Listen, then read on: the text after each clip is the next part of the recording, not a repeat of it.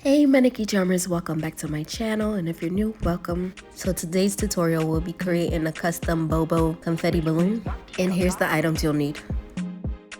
An air pump, whether electric or manual, it's your preference.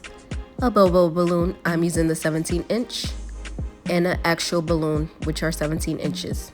A balloon stretcher and some leaf foil, whether gold or silver, and a 260Q balloon. Also a stick to stuff the balloon. First thing we want to do is stretch out the BOBO balloon. This will prevent it from popping, and you want to stretch out the whole circumference.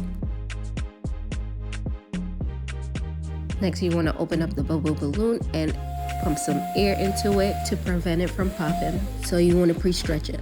Next, you want to add some air to the actual balloon and release it. And you do not have to blow it up to full capacity.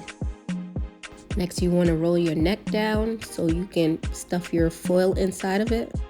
Next, you want to take your balloon stretcher and slide it into the neck, but be careful that you do not pop the balloon. Once you do, you stretch it out and you can add your foil in. You can add as much as you like.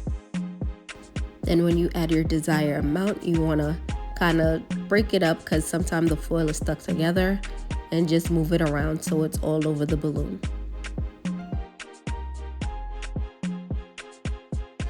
Next step is to take the chopstick and slide it inside your balloon and double stuff it inside of the BOBO balloon. Then you want to blow up your balloon. You can use either a manual or electric pump, it's your preference. And once it's blown up halfway, you want to stop and kind of shake the balloon around so that the confetti is not stuck on just one part of the balloon. Then you continue to blow it up. You can blow it up to about 15 inches rather than 17 inches. And release some air to create the perfect circle. Once you're done, you can tie it off with the 260 balloon and make sure to double knot it. And then we move on to the customization part of it. I have a vinyl decal that I printed from my Cricut. You can either do the same or you can find a custom sticker. And if you want to see an actual tutorial on how I add decals to my balloons, just let me know in the comments below.